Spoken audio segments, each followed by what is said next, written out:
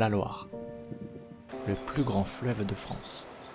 Un ruban d'eau qui serpente entre bancs de sable, îlots boisés et zones humides où la vie s'installe librement. Ici, rien n'est totalement maîtrisé. Le courant change, les paysages bougent et avec eux, les habitants aînés du fleuve. Chaque jour, au lever du soleil, un balai discret commence. Des silhouettes sombres se posent sur les branches d'arbres, d'autres rasent l'eau dans un vol précis. Parmi ces oiseaux, l'un d'eux attire les regards. Noir, élancé, presque mystérieux. Voici le grand cormoran. Souvent mal compris, parfois critiqué, il est pourtant l'un des pêcheurs les plus impressionnants des fleuves. Plongeons la découverte de ce chasseur aquatique au mode de vie fascinant. Le grand cormoran est un oiseau qu'on le reconnaît immédiatement. Silhouette fine, plumage noir intense, long cou et bec crochu. Il ressemble presque à une créature sortie de l'ombre. Lorsqu'on l'observe de loin, il paraît entièrement noir.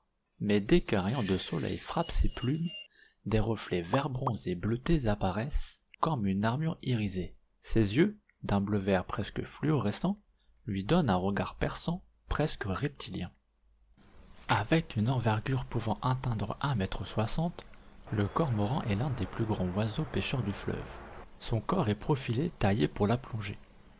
Tout chez lui est conçu pour une seule chose, la chasse sous l'eau.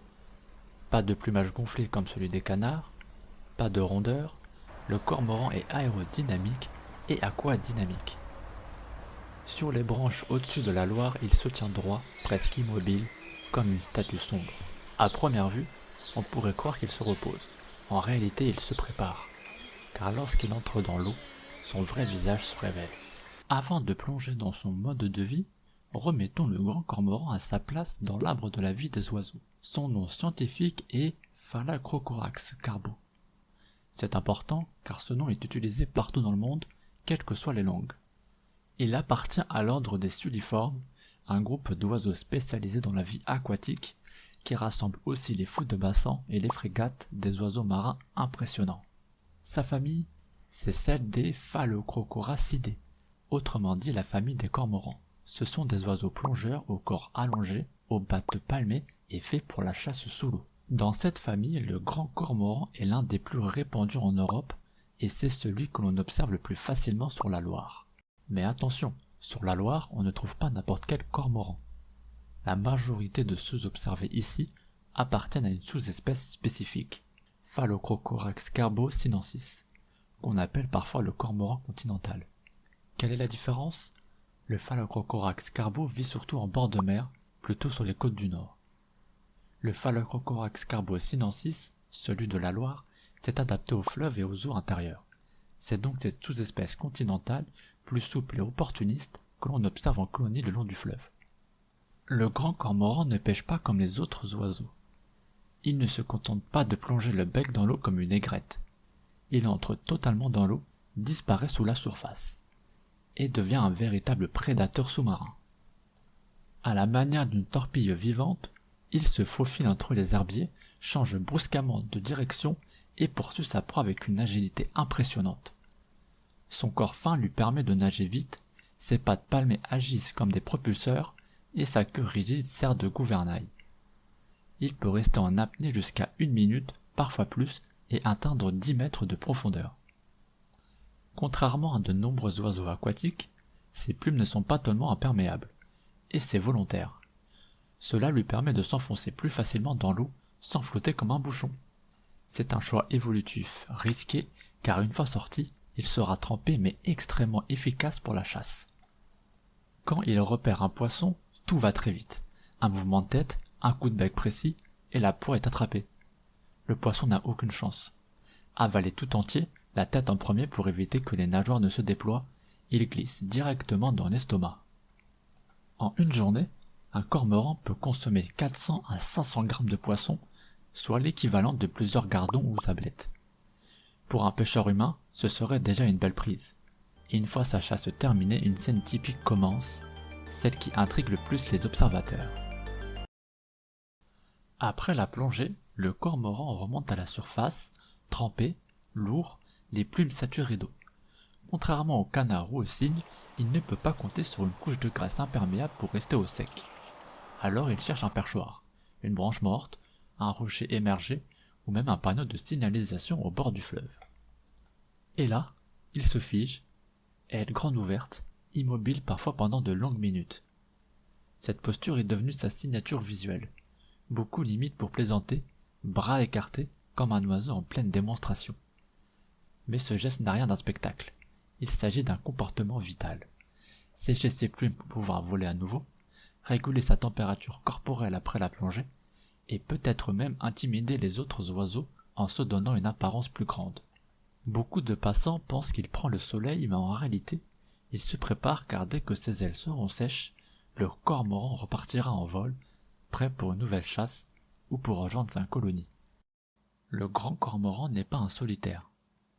Même s'il peut chasser seul, il vit et se reproduit en colonie, parfois composée de plusieurs centaines d'individus. Ces regroupements peuvent se trouver sur des îlots, dans des arbres au bord de l'eau ou sur de vieux piquets immergés. Les colonies sont bruyantes et animées. Cris, battements d'ailes, éclats d'eau, chaque cormoran communique et défend son espace. Dans ce chaos apparent, chacun trouve sa place. Les jeunes restent proches des adultes pour apprendre, les couples se forment et protègent leurs nids avec vigilance. Les nids, souvent faits de branches et de végétaux, sont assez volumineux pour accueillir 3 à 4 œufs. La femelle couve pendant 2 semaines, tandis que le mâle surveille les alentours et chasse pour elle. Une fois les oisillons éclos, les 2 parents se relaient pour nourrir les petits avec des poissons régurgités. Observer une colonie, c'est voir la vie sociale d'un oiseau sous un autre angle. Compétition, coopération, apprentissage d'un petit univers organisé, presque humain dans sa complexité. Et quand les jeunes grandissent et prennent leur envol, la colonie continue son cycle, prête à accueillir la prochaine génération de chasseurs de la Loire. Le grand cormoran est un oiseau partiellement migrateur. Selon les saisons, certains individus quittent le nord de l'Europe pour rejoindre des régions plus douces, tandis que d'autres restent toute l'année près des rivières et lacs, où la nourriture est abondante. Sur la Loire, on le retrouve surtout en hiver et au début du printemps, lorsque le fleuve offre des bancs de poissons faciles d'accès et des zones de repos sécurisées. Mais certains cormorans restent toute l'année, profitant des îlots et des branches immergées pour chasser et nicher. Ce va-et-vient saisonnier permet d'observer différents comportements. Certains oiseaux se déplacent en petits groupes, d'autres en larges bandes aériennes, créant un balai impressionnant au-dessus de l'eau. Le spectacle est saisissant. Des dizaines d'individus plongent et remontent presque simultanément, comme orchestrés par un chef invisible. Cette mobilité leur permet également de réagir rapidement aux changements d'environnement. Crues, baisse de poissons, aux perturbations humaines peuvent pousser les cormorans à explorer de nouvelles zones, toujours à la recherche de proies et de lieux sûrs pour se reposer. Il est un oiseau fascinant, mais il n'est pas toujours apprécié de tous. Sa voracité et ses habitudes de pêche en font parfois un concours involontaire avec les pêcheurs humains. Certains estiment que le cormoran vole les poissons et perturbe les écosystèmes locaux. C'est vrai que il y a plus de 30 cormorans tous les jours qui sont là pour prélever ce que nous on met. Alors à quoi ça sert de mettre du poisson pour que ce soit les cormorans qui nous dévalisent tout? Il va arriver un moment donné que s'il y a trop de population de cormorans, on n'aura plus de pêcheurs parce qu'il n'y aura plus de poissons. Pourtant, la réalité est plus nuancée. Le cormoran consomme souvent des poissons faibles ou malades, participant ainsi à l'équilibre naturel du fleuve. On trouve de moins en moins de poissons, ça je pense qu'on peut faire confiance aux pêcheurs. Après, est-ce que c'est le cormoran qui est responsable de la disparition des poissons? Là, nous, c'est là où on n'est pas tout à fait du même avis, parce qu'il y a plein d'autres causes. Et le cormoran, pour nous, est un peu le bouc émissaire. Il joue un rôle écologique important, limiter les populations de certaines espèces et favoriser la biodiversité. Dans certaines régions, il a été accusé de menacer les élevages piscicoles et a même fait l'objet de régulations strictes. Mais les études montrent que la plupart du temps, le cormoran ne menace pas les stocks de poissons et sa présence est un indicateur d'eau saine et riche en vie aquatique.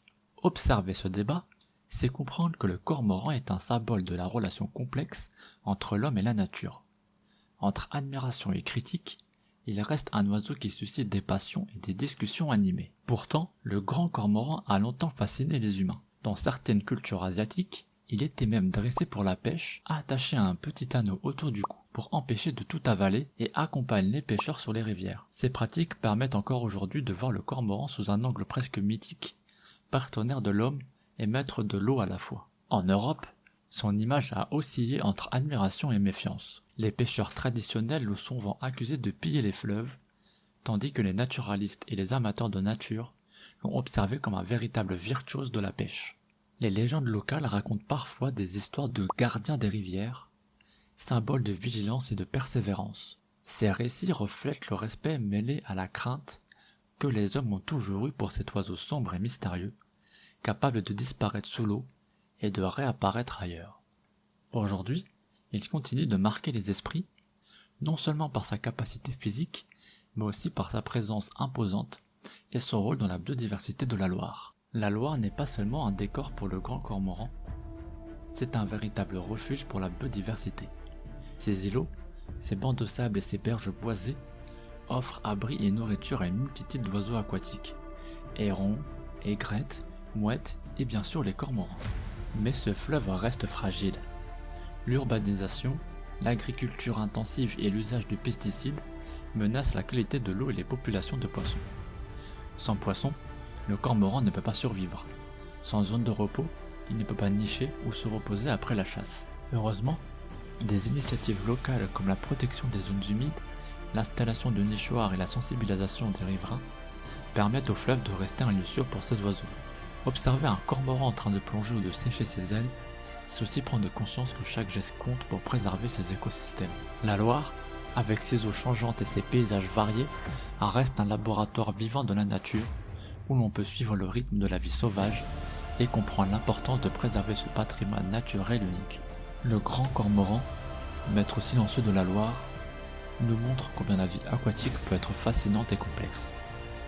Avec son plumage sombre, ses plongées spectaculaires et sa vie en colonie, il incarne la puissance et l'adaptabilité de la nature. Observer cet oiseau, c'est prendre conscience que chaque fleuve, rivière, chaque îlot et chaque branche comptent pour maintenir l'équilibre de la vie sauvage. Derrière chaque plongeon se cache un chasseur, un prédateur, mais aussi un maillon indispensable de l'écosystème du fleuve. Mais n'oubliez surtout pas d'admirer et protéger la beauté qu'est la nature.